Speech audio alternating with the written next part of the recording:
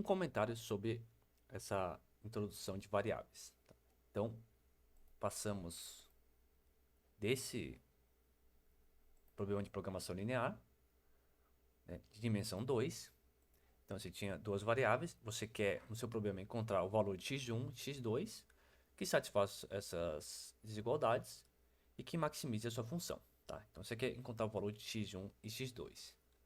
Trocamos esse problema por esse problema aqui de dimensão 5, né? Porque agora eu tenho 5 variáveis, e agora você quer encontrar 5 valores que satisfaçam essas igualdades e que maximizem a sua função. Tá? Então, vamos só lembrar que no nosso problema original, né, que eu tinha acabado de passar, o que a gente quer, na verdade, é encontrar o seu valor de x1 e x2, tá bom? Então, pense nessas outras variáveis adicionais desenvolvendo um papel secundário, tá bom? Secundário no sentido que eles só vão nos auxiliar a encontrar o valor de x1 e x2. Essas variáveis de folga, elas têm uma certa interpretação, mas aqui para a gente, pense nelas, por exemplo, desempenhando um papel parecido com aquelas variáveis de contagem que vocês usam em laço de repetição, né? Então, em algumas linguagens de programação, você precisa colocar ali um contador, né, para dizer quantas voltas, por exemplo, né, quantos laços você quer fazer de repetição, tá? Então, pense na variável x3, x4, x5 como sendo essas variáveis meio que variáveis de folgas, né? Também conhecida como variáveis dummies, que elas desempenham ali um papel secundário. Mas lembre, o objetivo nosso aqui, mesmo resolvendo esse problema, é encontrar o valor de x1 e x2. Por quê? Porque no nosso problema original, a gente quer saber qual é o valor de x1 e x2, tá? Então pensem, por exemplo, que era num problema de programação linear, né, de produção de peças, né? Então você vai produzir peça do tipo 1 e peça do tipo 2. Então, a quantidade de peça do tipo 1 vai ser o x1, a quantidade de peça do tipo 2 vai ser o x2, tá? Então, você pega, construiu, fez a modelagem, chegou nesse, nesse sistema de inequações.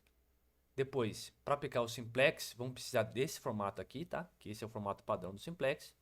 Vamos resolver, mas nunca esquecer que, na verdade, o que a gente quer mesmo, o que a gente está interessado, são só nos valores de x1 e x2, tá? Vamos encontrar, na verdade, x1, x2, x3, x4 e x5, mas o importante para a gente é só o x1 e x2.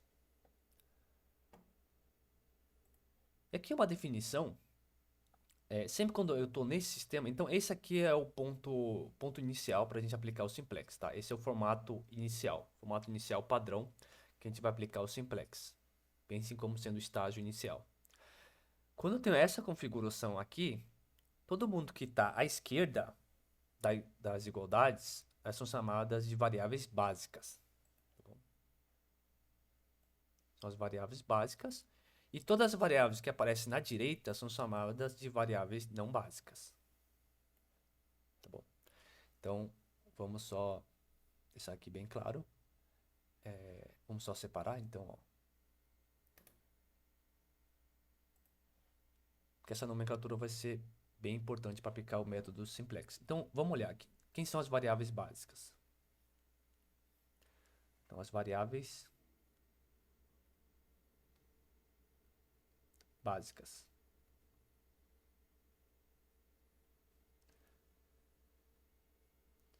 Então, como que você faz? Dado que você tem esse esquema aqui, nessa representação, quem são as variáveis básicas? As variáveis básicas são sempre as variáveis que estão na esquerda.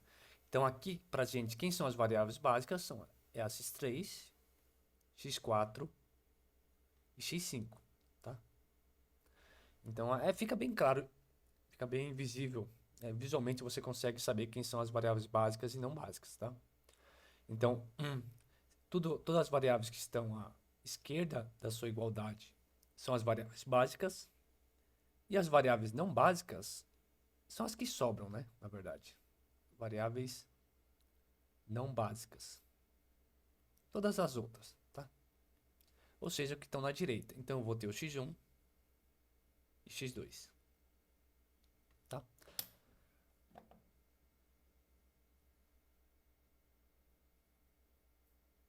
Tudo bem? E aqui uma outra nomenclatura que essas variáveis básicas, se é o conjunto delas, né? eu chamo de base.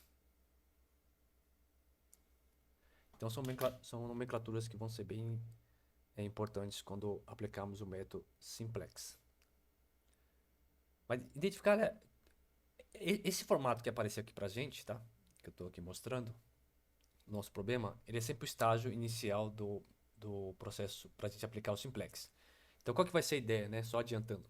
A gente vai estar nessa situação, vamos aplicar uma iteração do método do simplex. Então a gente aplica uma iteração. O que acontece? Como resultado aplicando essa iteração, vamos ter um sistema que é parecido com esse, tá bom? Não vai ser o mesmo, tá? Não necessariamente é o mesmo, mas vai ter um formato parecido, tá? Você vai ter aqui igualdades, você vai ter variáveis desse lado, sendo igual a uma expressão algébrica do outro. E nessa situação, para identificar quem são as básicas e não básicas, as básicas estão aqui na esquerda e as não básicas são as que sobram, tá bom? Ou seja, as que estão à esquerda.